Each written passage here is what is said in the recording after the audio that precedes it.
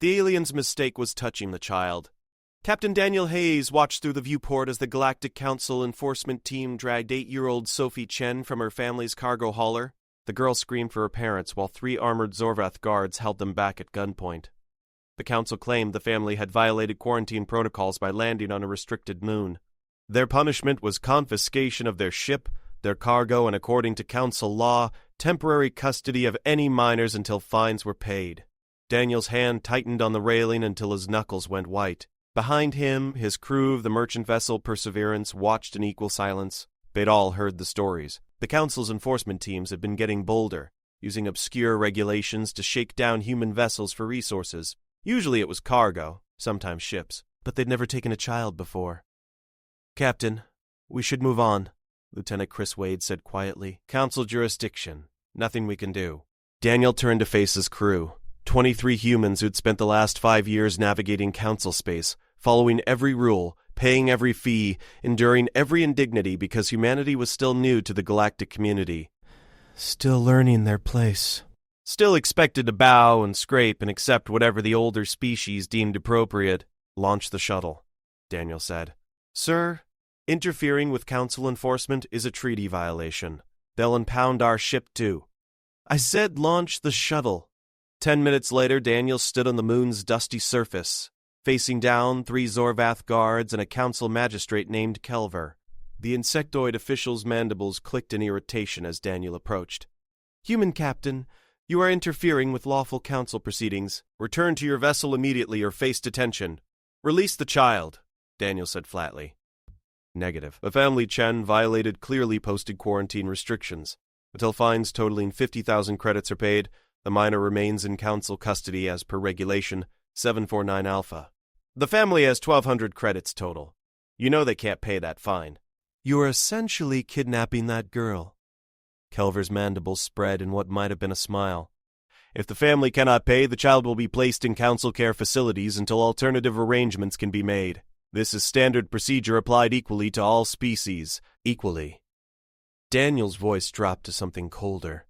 "Funny how these standard procedures seem to target human ships about 90% of the time. Almost like you're testing us. Seeing how far you can push before we push back. Your paranoia is noted. Now leave, or join the family Chen in detention." Daniel looked past Calvor to where Sophie Chen was being loaded into a council transport, her small face pressed against the window, tears streaming down her cheeks. He thought about his own daughter back on Earth, about what he'd do if someone tried to take her. He thought about every slight, every unfair regulation, every time humans had been told to accept injustice because they were too young, too primitive, too new to the galaxy to matter. Something inside him made a choice that would change everything. "No," Daniel said simply. "Excuse me?" I said no. "You're not taking that child. You're going to release her to her parents, clear their fines, and apologize for this embarrassment to interstellar law. And you're going to do it now." Kelver's mandibles clicked rapidly, a sign of extreme agitation. "You dare threaten a council magistrate? Guards, detain this human immediately." The 3 Zorvath guards moved forward, weapons raised. Daniel didn't move. Behind him, his shuttle's cargo doors opened. 23 armed humans emerged, weapons trained on the guards. Not standard merchant crew equipment. Military-grade plasma rifles, combat armor, the kind of hardware that merchant vessels weren't supposed to have. "Here's the thing about humanity," Daniel said conversationally as the Zorvath guards froze. "We've got this evolutionary quirk. When we feel threatened, our bodies flood with adrenaline. Makes us faster, stronger, more aggressive. But we've also got higher brain functions that usually keep that in check. Usually." He took a step forward. "But when you threaten our children, when you cross that one line that every human knows you never cross, those higher brain functions take a back seat. And what's left is about 10,000 years of evolution that's really, really good at violence." "You would start a war over one child?" Kelver demanded, though his voice had lost its certainty. "We'd end civilizations over one child," Daniel corrected. "Every human watching this knows what you've done. Every human who hears about it will know. And they're all going to ask the same question. If the council can take one of our kids, what's to stop them from taking more?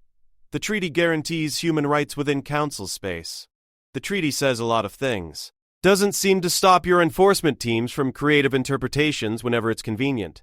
So here's a new interpretation. You release that girl right now, or I start shooting. And once I start, every human ship in this sector starts shooting. And we keep shooting until either you back down or we're all dead. You're bluffing. Daniel pulled his sidearm and fired a single shot that vaporized a rock 10 centimeters from Kelver's feet. Do I look like I'm bluffing? The standoff lasted 30 seconds that felt like hours. Finally, Kelver gestured to his guards. Release the miner. Clear the family's fines. Consider this a warning, Captain Hayes. The Council does not forget such insolence. Good, Daniel said. I want you to remember. I want every Council species to remember that humans have a line you don't cross. And you just found it. Sophie Chen ran to her parents, sobbing with relief. The family scrambled aboard their cargo hauler and launched before the Council could change its mind. Daniel's crew returned to the Perseverance, weapons still at ready, fully expecting Council warships to appear at any moment. But the warships didn't come. Instead, something else happened. Within hours, every human vessel in Council space received Daniel's confrontation via data burst. Someone had recorded the whole thing. By the next day, human colonies across dozens of systems were erupting in protests. Centuries of resentment, decades of discrimination, years of accumulated injustices all crystallized around one image. A child being taken by aliens while her parents were held at gunpoint. The Council tried to contain it. Issued statements about misunderstandings and proper procedures, but humans had finally seen what they'd all been feeling but couldn't articulate. They were second-class citizens in a galaxy that saw them as barely civilized primitives, and they were done accepting it. 3 days after the incident, Captain Daniel Hayes sat in a holding cell on the Council's central station, awaiting trial for assault on a Council official and unauthorized use of weapons in Council territory. His crew had been released, but Daniel knew he'd likely spend the rest of his life in detention. That was fine. He'd known the cost when he pulled that trigger. The cell door opened. Instead of guards, Ambassador Patricia Miller entered, followed by 2 humans Daniel didn't recognize but who carried themselves like military officers despite civilian clothes. Captain Hayes, Patricia said, you've caused quite the political incident. Ma'am, I understand the consequences of my actions. I just want to make sure the Chen family made it home safely. They did, along with about 50 other human families who suddenly discovered their fines were cleared and their detained relatives released. Funny how that happened right after human colonies started boycotting Council trade. Daniel sat up straighter. Boycotting? Turns out when you push people far enough, they stop caring about consequences.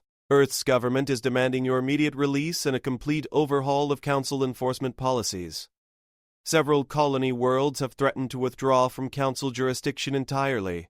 And these gentlemen, she gestured to the officers, represent something the Council really doesn't want to know exists. The first officer stepped forward. Colonel Ryan Blake, Earth Defense Forces. Officially, we don't have military assets outside the solar system. Unofficially, we've been watching the Council's treatment of human civilians for years and preparing for exactly this scenario. Preparing how? Let's just say if the Council wants to make this a shooting war, they'll discover that humans have been building a lot more than merchant vessels in our shipyards. We've got enough firepower staged throughout Council space to make any conflict extremely costly for everyone involved. You'd start a war? We'd finish one, Ryan corrected. The Council thinks humanity is weak because we're young. They're about to learn that young doesn't mean helpless. You didn't snap, Captain Hayes. You articulated what billions of humans have been feeling. And now the Council has to decide whether they want to treat us as equals or find out what humans do when we're genuinely angry. Patricia pulled up a holographic display showing Council space. Human vessels across 200 systems have stopped moving. Every trade route we service, every cargo run we make, every resource we provide has ground to a halt. The Council's economy is built on resource extraction and distribution. We're not the biggest contributors, but we're integrated enough that our absence is being felt. This isn't about one child anymore, Daniel said slowly. It never was, Patricia replied. That child was the spark, but the fuel has been building for decades. Every unfair regulation, every discriminatory enforcement action, every time humans were told to accept less because we're newcomers. You just happened to be the one who finally said what we were all thinking. No more. The second officer spoke up, a woman with the cold eyes of someone who'd seen combat. Commander Lisa Torres, Special Operations. The Council's going to offer you a deal, Captain. They'll drop all charges, issue a formal apology, and establish a joint Human Council Committee to review enforcement procedures. In exchange, we call off the boycott and pretend this was all a big misunderstanding. And if I refuse, then things escalate. The boycott continues. Human colonies start declaring independence. The Council sends enforcement fleets, and we blow them out of space. War spreads, millions die, and galactic civilization gets set back a few centuries while everyone figures out that humans aren't as easy to bully as assumed. Daniel stood up, pacing the small cell. You're asking me to choose between peace and justice. We're asking you to choose between achieving our goals through diplomacy or through violence, Patricia corrected. The goal is the same either way. Equal treatment, fair enforcement, recognition that humanity has rights that must be respected. The question is how many people die before the Council accepts that reality. What do you think I should do? Patricia smiled grimly. I think you should remember that you're a merchant captain who pulled a gun on a council magistrate to protect a child. Not exactly the diplomatic type. But I also think you're smart enough to recognize when you've already won. The council blinked first. They're offering concessions. Take the win, Captain. There'll be plenty of other battles. The trial never happened. Within a week, Daniel Hayes was released with a formal apology from the council. The Joint Enforcement Committee was established with equal human representation, and across council space, enforcement teams suddenly became far more careful about how they treated human vessels. But everyone knew the truth. The apology wasn't sincere. The committee was political theater. The council hadn't changed their minds about humanity. They'd simply realized that pushing further would cost more than they were willing to pay. Daniel returned to the Perseverance to find his crew waiting with something between relief and anticipation. The ship had been upgraded during his detention. New systems that definitely weren't standard merchant equipment. Weapons that could punch through council military shields. Engines that could outrun anything in this sector. Sensor arrays that made stealth approaches impossible, courtesy of Earth Defense Forces. Chris explained. Every human merchant vessel is getting the same package. Official Story has enhanced defensive capabilities for dangerous sectors. Real story is the Council is now dealing with a few thousand armed ships scattered throughout their territory, any one of which could cause significant damage if pressed. We're not merchants anymore, Daniel said. We never were, Chris replied.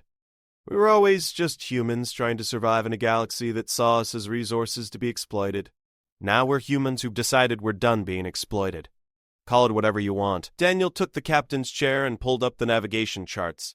The Council's central bureaucracy showed dozens of human vessels converging on key trade routes, positioning themselves where their absence would hurt most. It wasn't an invasion fleet. It was something more subtle and potentially more effective. Economic pressure backed by the implicit threat that pushing too hard would result in violence humans were clearly prepared to deliver. Set course for the Kepler trade lanes, he ordered. Let's go remind the Council why taking our children was a really bad idea. As the Perseverance jumped to faster-than-light speeds, Daniel thought about Sophie Chen. She was safe now, back with her family, probably having nightmares about being taken by aliens. In a just universe, that never would have happened. But the universe wasn't just. It was simply indifferent.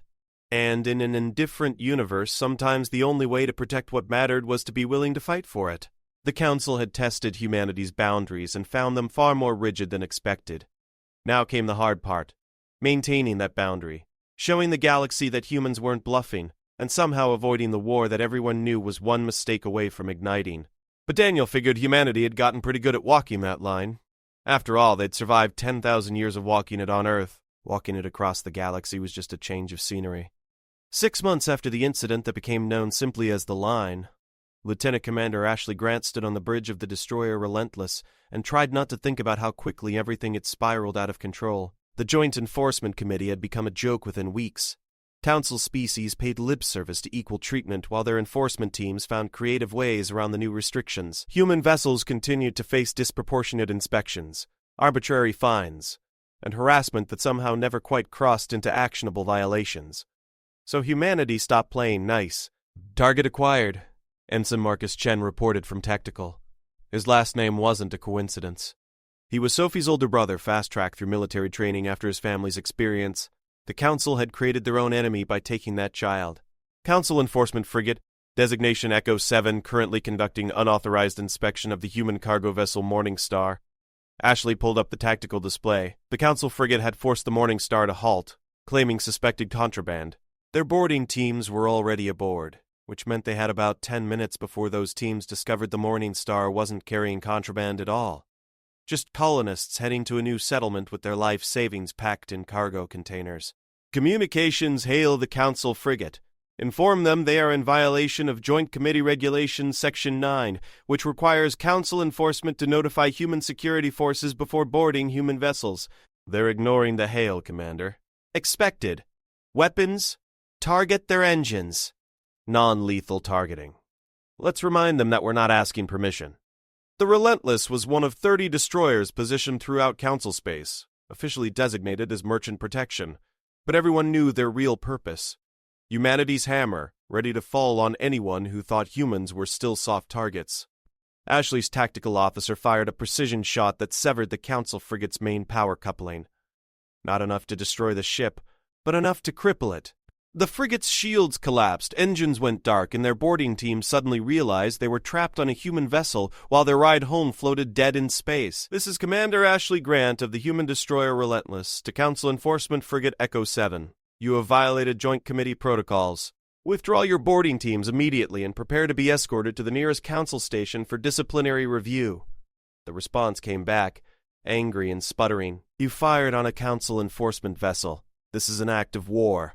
This is enforcement of agreed-upon regulations. Your choice is withdraw your teams or I fire again. And next time I'm aiming at life support. You have 3 minutes to decide. The standoff ended when the boarding team scrambled back to their frigate. Ashley allowed them to restore minimal power and escorted them back to Council jurisdiction with a full report of their violations. The Council would protest, claim overreach, demand Ashley face charges, and Earth's government would tell them to review the committee regulations and stop wasting everyone's time. It was exhausting, this constant back and forth, but it was working. Every time humans pushed back, the Council backed down a little more. Every confrontation reinforced that humanity wasn't going to tolerate second-class treatment, but it also moved everyone closer to the edge where words wouldn't be enough. Commander, receiving encrypted transmission from Earth Command, the communications officer reported. Ashley took the message in her ready room, away from the crew. Admiral Richard Foster's face appeared on screen, looking older than she remembered from 6 months ago. Running humanity's shadow military throughout Council space had aged him. Commander Grant, we've got a situation developing in the Orion sector. Council species are massing military vessels near human colony worlds. They're calling it joint training exercises, but intelligence suggests it's intimidation. Show of force to remind us they still outnumber us. How many ships?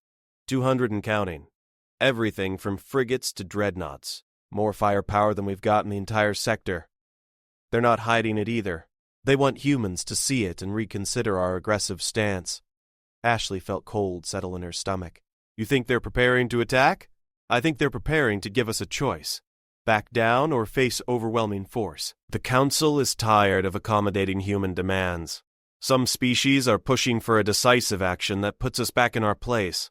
We can't win a straight military conflict. Even with all our preparations, they've got centuries of technological advantage and thousands more ships. Correct. Which is why we're not going to fight them straight. We're going to make any attack so costly they'll regret considering it. I'm repositioning assets throughout Council space. Every destroyer, every armed merchant vessel, every covert operations team. If they come for our colonies, we don't defend, we attack. Sir, asymmetric warfare, Commander. We can't hold territory against their fleets, but we can destroy their infrastructure, their shipyards, their resource processing facilities, their trade hubs. We make it clear that attacking human colonies means watching their civilization burn. Mutually assured destruction. Galactic edition. That's insane. That's survival, Richard corrected. The Council thinks they can intimidate us. They think we'll see those ships and realize we're outmatched. They don't understand that humans have never let being outmatched stop us. If they push, we don't fold. We flip the table and start breaking furniture. Ashley thought about the implications. Humanity would lose in any total war scenario, but they could make that war hurt badly enough that nobody would call it a victory. Destruction of major Council infrastructure would set galactic civilization back decades. Millions would die not just in combat, but from economic collapse and resource shortages. Is there any diplomatic solution? We're trying, but the Council's hardliners don't want diplomacy. They want submission. And we've made it clear submission isn't on the table. So we prepare for the worst and hope for the best. The transmission ended. Ashley returned to the bridge, looking at her young crew. Most were in their 20s. Raised in space, products of humanity's expansion into the galaxy. They'd signed up expecting to defend merchant vessels and protect colonists. Now they might be asked to start a war that could consume the galaxy. Orders, Commander? Marcus asked. Ashley made a decision. Set course for the Orion sector, maximum speed, and send a message to every human vessel in range. Council ships are massing near our colonies. We're going to make sure they understand that threatening human civilians is a line they really don't want to cross. The Relentless jumped to faster-than-light travel, joining dozens of other human ships converging on the crisis point. They were outnumbered, outgunned, and facing enemies with technological advantages that should make victory impossible. But they were also human, and humans had never been particularly good at accepting impossible odds. The standoff in the Orion sector lasted 3 weeks. 200 Council warships facing 37 human destroyers and approximately 200 armed merchant vessels. In any conventional military analysis, it wasn't even a contest. The Council could have annihilated the human presence in the sector within hours, but conventional military analysis didn't account for what humanity had been quietly preparing throughout Council space. Every human ship had coordinates locked in for Council infrastructure targets. Every merchant vessel carried weapons powerful enough to destroy orbital facilities, and every captain had orders to fire if the Council made the first move. Commander Ashley Grant stood on the bridge of the Relentless, monitoring the tense communications between human and Council forces. 3 weeks of standoff had frayed everyone's nerves. Small incidents kept almost triggering larger conflicts. A Council scout that strayed too close to human defensive lines and got warning shots. A human merchant vessel that didn't respond fast enough to Council hails and nearly got fired upon. Every day brought new near misses that could cascade into full war. They're going to attack, Marcus said quietly, watching the tactical display where Council ships conducted aggressive maneuvers near the human colony of New Seattle. They're just waiting for the right excuse. Or they're waiting for us to back down, Ashley replied. Show weakness and they'll know all their intimidation worked. Hold firm and they might decide we're serious about mutual destruction. Are we serious about it? Ashley thought about her orders. If Council forces attacked any human colony, she was authorized to launch immediate strikes against every target in her database. Shipyards that produce Council military vessels. Processing plants that refined fuel for their fleets. Trade stations that coordinated distribution across multiple systems. She would destroy infrastructure that took centuries to build. Cripple economies. Cause cascading failures that would affect billions of beings, and she would do it without hesitation if they threatened even one human child. Yes, she said simply. We're serious. The crisis point came on day 22. A Council dreadnought moved into orbit around New Seattle, positioning its weapons toward the colony below. The official explanation was routine patrol, but everyone recognized it as a threat. Submit, or we glass your colony from orbit. Ashley received authorization from Earth Command within minutes. One word: execute. She looked at her crew, seeing the fear and determination in equal measure. They knew what was about to happen. The Council had finally crossed the line that couldn't be uncrossed. Now humanity would show exactly what they meant by mutually assured destruction. All ships, this is Commander Grant. Council vessel has taken aggressive position over New Seattle. We are authorized to respond per contingency plan Omega. All targets are cleared for immediate engagement. Make every shot count. Humanity is watching. 37 destroyers turned simultaneously, their weapons systems coming online. 200 merchant vessels dropped their civilian disguises, revealing military-grade arsenals. Throughout Council space, covert human teams activated sabotage equipment planted over months of preparation. In shipyards, processing plants, and trade stations across 200 systems, carefully placed explosives waited for their signals. And on New Seattle, 3 million human colonists watched the sky and prayed that their military could somehow win an unwinnable fight. The Council Dreadnought's commander must have realized what was happening. His ship began pulling back from New Seattle, trying to retreat before things escalated beyond control. But momentum had its own weight. Decisions made weeks ago were finally coming due. Ashley's finger hovered over the firing authorization. One press and the galaxy would burn. Decades of Council civilization reduced to rubble and fire. But human colonies would survive, protected by the promise of such terrible revenge that no species would dare threaten them again. Her communicator chirped. Priority channel from Earth Command. All units, this is Admiral Foster. Hold fire. Repeat. Hold fire. Council is requesting emergency negotiations. Stand by for further orders. Ashley felt relief and disappointment simultaneously. They'd been seconds from proving humanity's resolve, from showing the galaxy that humans kept their promises, even when those promises were terrible. But they'd also been seconds from starting a war that would have no winners. All ships' weapons hold, she transmitted. Maintain targeting locks, but do not fire without direct authorization. Stay alert. The tension didn't break, but it shifted. Council ships began withdrawing from their aggressive positions. Human forces maintained their targeting solutions, but stopped moving forward. And somewhere in the diplomatic machinery that governed galactic civilization, people started talking instead of shooting. 3 days later, Ashley attended the peace conference via holographic link. Her presence wasn't required, but Earth Command wanted council leaders to see the face of someone who'd been seconds from destroying their civilization. A reminder that humanity's threats weren't bluffs. The council chambers held representatives from 200 species, but only a handful mattered in this moment. High Chancellor Vexor, leader of the council's military arm, Trade Minister Quellen, who'd calculated the economic cost of war with humanity and found it unacceptable, and Ambassador Patricia Miller, representing humanity with the calm confidence of someone holding a winning hand. The council acknowledges that recent actions created unnecessary tensions, Vexor began, his translator rendering his clicks and whistles into flat diplomatic language. However, human military buildup throughout council space represents a clear violation of settlement treaties. We cannot tolerate armed vessels operating freely in our territory. Your territory? Patricia replied. Interesting claim, considering those treaties specifically designated certain sectors for human colonization and governance. But let's address the real issue. The Council has spent decades treating humanity as a resource to be managed rather than a civilization to be respected. That ends now. You threaten 200 species with destruction because we don't show sufficient respect? We promise mutual destruction if you continue treating human lives as expendable. That's not a threat. That's a commitment. Your enforcement teams took a child from her family. Your warships threatened colonies full of civilians.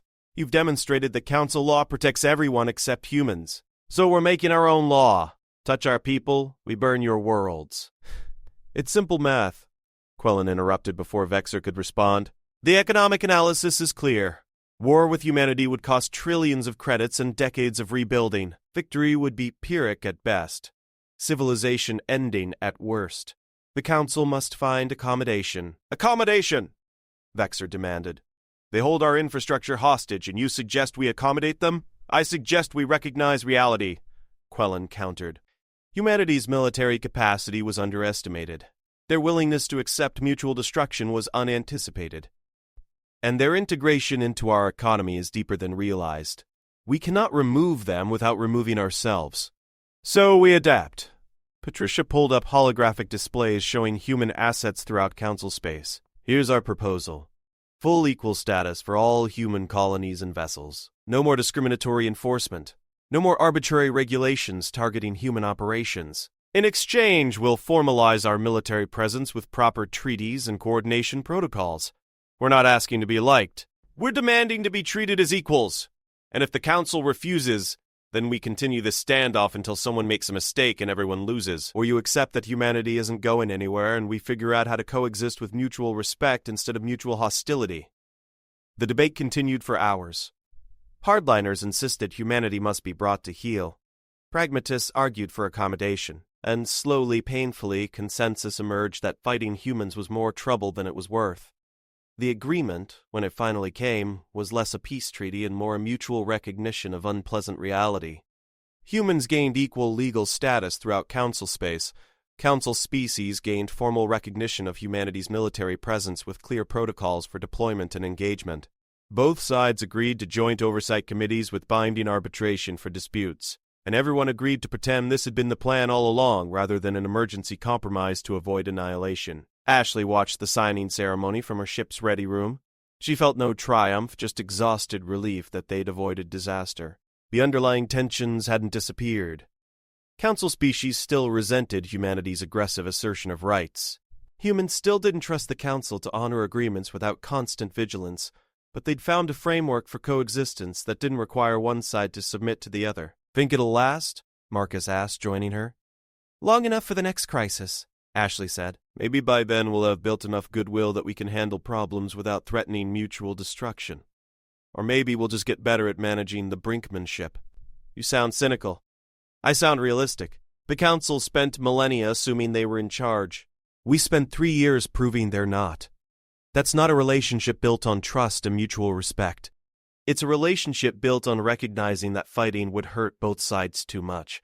That's not ideal, but it's better than war. Marcus nodded slowly. My sister asked me if what happened to her mattered. If all this, the standoff, the near war, the treaty, if it accomplished anything worth the risk. What did you tell her? I told her that before she was taken, humans accepted second-class treatment because we didn't have the power to demand better. Now we have that power, and we've used it to ensure no other human child will be taken like she was. So, yeah, it mattered. She mattered. Ashley smiled. That's a good answer. Outside the viewport, human and council ships began withdrawing from the Orion sector. The crisis had passed. Galactic civilization had survived its encounter with humanity's resolve. And everyone had learned an important lesson about what happened when humans finally decided they'd had enough. Somewhere in the galaxy, other young species watched and learned that resistance was possible, that established powers could be challenged, that refusing to accept second-class status didn't always end in annihilation. The Council had wanted to keep humanity in its place. Instead, they'd created exactly what they feared most, a species that refused to be controlled, willing to burn down civilization rather than submit, and now formally recognized as equals whether the Council liked it or not. It wasn't the peace anyone wanted, but it was the peace everyone could live with, and sometimes that was enough. 2 years after the Orion crisis, Captain Daniel Hayes stood in the observation deck of Council Station Prime, watching ships from 100 species dock and depart in carefully choreographed orbital traffic. Human vessels moved among them freely now, no longer subject to harassment or arbitrary detention. The treaty had held barely, supported more by mutual fear than mutual respect, but holding nonetheless. Patricia Miller joined him at the viewport, looking older despite only 2 years passing. The constant diplomatic maneuvering had aged everyone involved. You're a hard man to track down, Captain. I've been trying to reach you for 3 weeks. I've been deliberately hard to find. Every time I show up somewhere, reporters want to interview the man who started the revolution. I'm a cargo hauler who made one decision, not a revolutionary. History doesn't care about your self-assessment. You're the face of human resistance, whether you want to be or not. Which is why I need your help. Daniel turned to face her. What kind of help? Patricia pulled up a holographic display showing a distant sector of Council space. There's a species called the Talvani. Joined the Council 50 years ago under pressure, similar situation to what humanity faced. They've been watching our situation closely. Now they're talking about demanding equal status too. Good for them. The Council is considering a military response, crushing them as an example to discourage other species from following humanity's lead. They're calling it enforcement of treaty obligations, but it's really punishment for having the audacity to challenge Council authority. Daniel felt old anger stirring. And you want me to do what exactly? Talk to them. Share your experience. Help them understand what they're facing and whether they're prepared for it. The Council thinks they can handle the Talvini the way they failed to handle humanity. But if humans publicly support the Talvini, if we make it clear that attacking them means fighting us too, the Council might reconsider. You want to extend our protection to every species that decides to challenge the Council? I want to establish a principle that the Council can't crush dissent through military force. That equal treatment isn't something granted by established powers, but demanded by anyone willing to fight for it. Humanity proved it's possible. Now we need to prove it wasn't just a unique circumstance. Daniel looked back at the viewport, at the carefully maintained peace that everyone knew was one crisis away from collapse. If we do this, if we make it clear that humanity stands with any species challenging Council authority, we're choosing sides in a conflict that could tear the galaxy apart. We chose sides the moment you pulled a gun on that magistrate, the moment you told the Council that some lines cannot be crossed. Now we decide whether that line protects only humans or everyone who refuses to accept second-class status. The Council will see it as aggression. Humanity trying to build an alliance against them. Let them. Maybe an alliance of equals is exactly what the galaxy needs. An alternative to the Council's hierarchical model. Species working together because they choose to, not because they're forced to accept someone else's authority. Daniel considered the implications. An alliance of rebel species standing against the Council's established order. It could be the foundation of something better than what existed. A genuine partnership based on mutual respect rather than coercion. Or it could be the spark that ignited the war everyone had been trying to avoid. When do I leave? Patricia smiled. Your ship is being prepped now. You'll have an escort of 5 destroyers and a diplomatic team. The Council will protest your presence in Talveni space, but they won't risk direct confrontation. Probably. That's reassuring. It's realistic. We're gambling that the Council values stability more than crushing one rebellious species. But if we're wrong, if they decide to make an example despite our presence, then we're committed to defending the Talveni. And that means war. You really think humanity's ready for that? We barely survived the last crisis. I think humanity's ready to stand for something beyond just protecting ourselves. We've proven we can't be pushed around. Now we prove we won't let others be pushed around either. That's how you build a better galaxy. One species at a time. Daniel left Council Station Prime 6 hours later, his cargo hauler Perseverance flanked by human destroyers. The irony wasn't lost on him. 2 years ago, he'd been a nobody hauler trying to protect one child. Now he was leading a diplomatic mission that could reshape galactic civilization or start the war everyone feared. The Talveni homeworld was smaller than Earth, orbiting a red dwarf star in a region the Council considered barely worth colonizing. The species itself was mammalian, bipedal, with 4 arms and eyes that could see into the ultraviolet spectrum. They'd developed space travel naturally, without Council assistance, which made them unusual.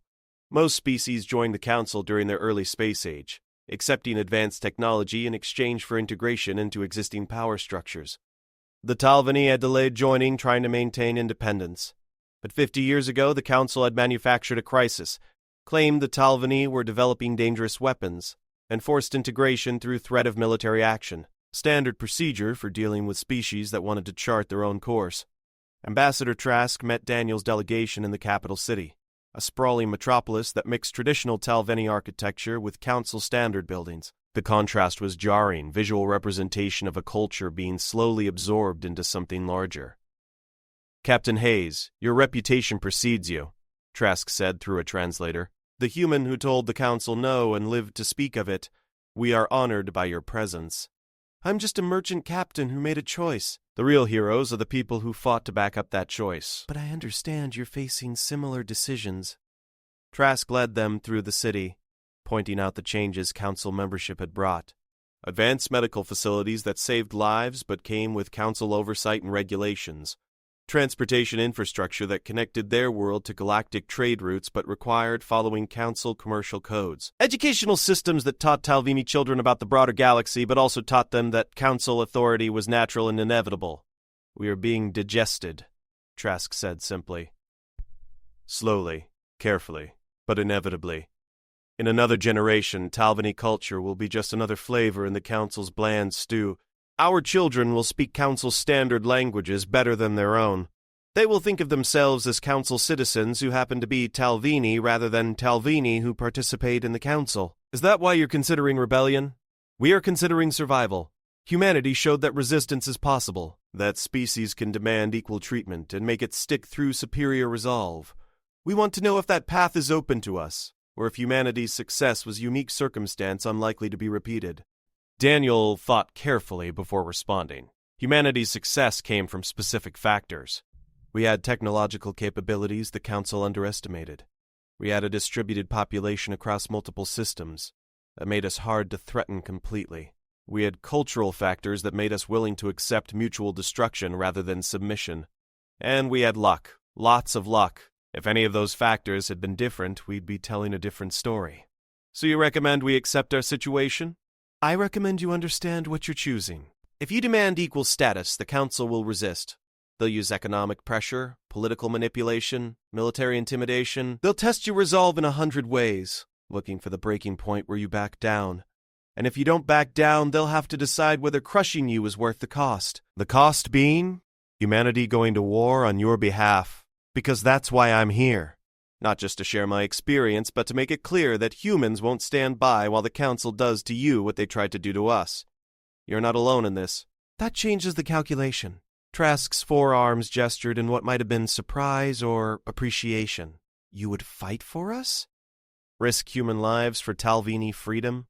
We'd fight for the principle that no species should be forced into second-class status. Today it's the Talveni. Tomorrow it might be someone else. If we only protect humans, we're just another self-interested power. But if we stand for equal treatment for everyone, we're building something better than what exists. Over the following weeks, Daniel met with Talvini leaders, military commanders, and civilian populations. He shared humanity's experience, the preparations they'd made, the risks they'd taken, and the costs they'd paid. He was honest about the dangers, the near disasters, and the ongoing tensions that made peace feel fragile. But he was also honest about the alternative, accepting slow cultural absorption, watching your species gradually lose itself in the Council's vast bureaucracy, teaching your children that their identity mattered less than galactic unity. That had its own cost, one that compounded over generations until nothing remained of what made the Talveni unique. The decision came down to a planetary vote. 83% of Talveni supported demanding equal status within the Council, even knowing it might mean conflict. They'd watched humanity struggle and decided some things were worth fighting for. The Council's response was predictable. Economic sanctions, diplomatic isolation, and ominously military vessels moving toward Talvini space under the guise of routine patrols. The same playbook they'd used against humanity, refined and improved based on what had worked and what hadn't. But this time they faced an important difference. Humanity's fleet was already positioned to defend Talveni space. Human merchants had stockpiled critical supplies on Talveni worlds, and human special operations teams had sabotaged Council infrastructure throughout the sector, ready to cause cascading failures if the Council chose violence.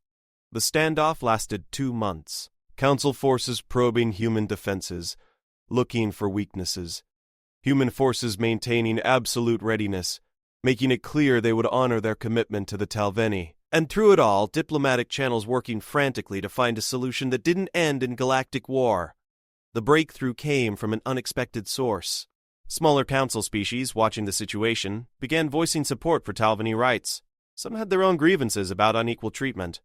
Others simply recognized that the principle at stake affected everyone. If the Council could crush the Talveni for demanding equal status, what stopped them from eventually crushing anyone who didn't fall in line? The Council's coalition began fracturing. Species that had supported military action reconsidered when faced with potential internal dissent. Economic powers calculated the costs of sanctions spreading beyond just humans and Talvini. And military commanders realized that fighting humans in Talvini meant fighting in the face of potential rebellions elsewhere. The final agreement granted the Talvini equal status similar to what humanity had achieved. It wasn't everything they wanted, but it was enough. More importantly, it established a precedent that Council authority wasn't absolute, that species could demand better treatment and receive it if they were willing to stand firm. Daniel stood on the Perseverance's bridge, watching Council forces withdraw from Talveni space. He'd come here expecting to possibly start a war. Instead, he'd help prove that war wasn't necessary if you were prepared for it. That sometimes the threat of violence, properly demonstrated and maintained, could achieve what violence itself could not. Think this is the start of something bigger? His first officer asked. Probably. Other species will see what the Talveni achieved and want the same. The Council will resist, but they'll be fighting on multiple fronts, political and potentially military. Eventually they'll have to choose between reformation or collapse. And humanity? We've chosen our side. We're with the species demanding equality, not the power trying to prevent it. That makes us revolutionaries, whether we wanted to be or not. Daniel thought about Sophie Chen, the child whose abduction had started this whole cascade. She was 10 now, growing up in a galaxy where humans didn't have to accept second-class treatment, where standing up to injustice was possible, and sometimes even successful. That was worth something. The Perseverance jumped to faster-than-light travel, heading back toward human space. Behind them, the Talveni celebrated their hard-won freedom. Ahead, other species watched and wondered if they, too, could demand better treatment. And throughout the galaxy, the Council struggled with the reality that their comfortable hierarchy was crumbling, one rebellion at a time. Humanity had finally snapped when the Council crossed their boundary, but that snap hadn't been destructive. It had been transformative, forcing the galaxy to reckon with the possibility that equal treatment wasn't a gift granted by powerful species, but a right claimed by anyone brave enough to fight for it. The war everyone feared hadn't happened, but the revolution everyone needed had begun, and there was no going back to the way things were before. Daniel Hayes had looked at a child being taken by aliens and decided that some lines couldn't be crossed, not by anyone, not ever. 5 years after Sophie Chen was taken and returned, the Galactic Council formally dissolved. Not through military defeat or economic collapse, but through voluntary transformation. The organization that had governed hundreds of species for millennia restructured itself as the Galactic Alliance, a confederation of equal partners rather than a hierarchy of powerful and subordinate members. Daniel Hayes attended the signing ceremony as humanity's representative, standing alongside Trask of the Talveni and delegates from 40 other species who demanded equal treatment over the preceding years. The cascade humanity had started with one defiant act that transformed galactic civilization. Not everyone was happy about it. Some species mourned the loss of the old order, the comfortable certainty of knowing their place in the hierarchy. Others warned that the new alliance would collapse into chaos without the Council's firm guidance. But most recognized that change had been inevitable. The only question had been whether it would come through violent revolution or negotiated transformation. Humanity had proven transformation was possible, if you were willing to fight for it.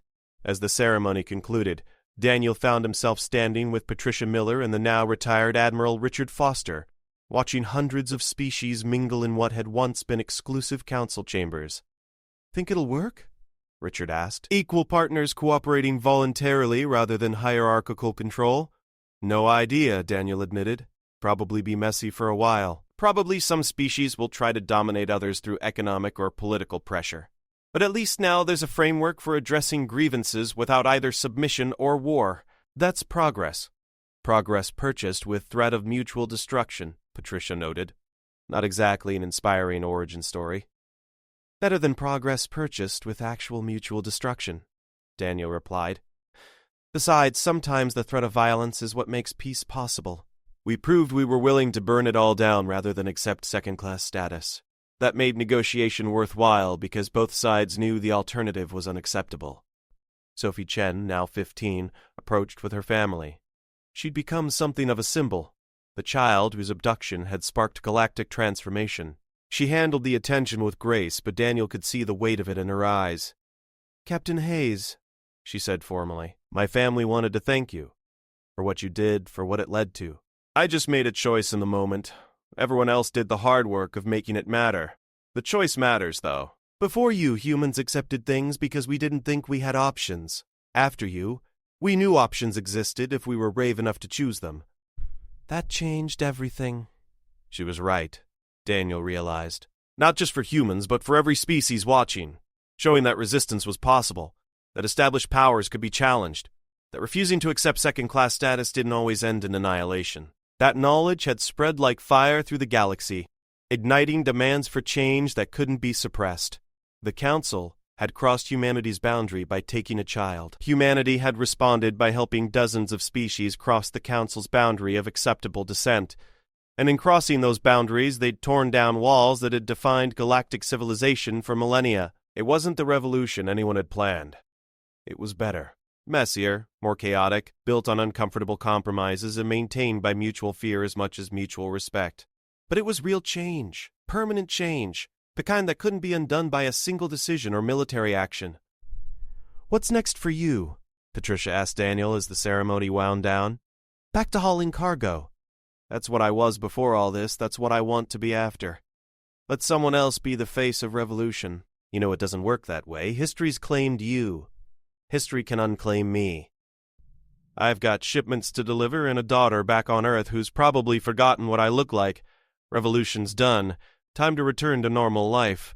But as Daniel's ship departed from Alliance Station, he knew normal life wasn't really possible anymore. The galaxy had changed too much. Humanity's role in it had expanded too far. There would be more crises, more boundaries tested, more moments when someone needed to decide whether to back down or stand firm. But that was a problem for future Daniel. Present Daniel had a cargo hold full of supplies for Colony World and a course plotted through space that was a little bit freer than it had been 5 years ago. That would have to be enough. The galaxy had learned what happened when you crossed humanity's boundaries.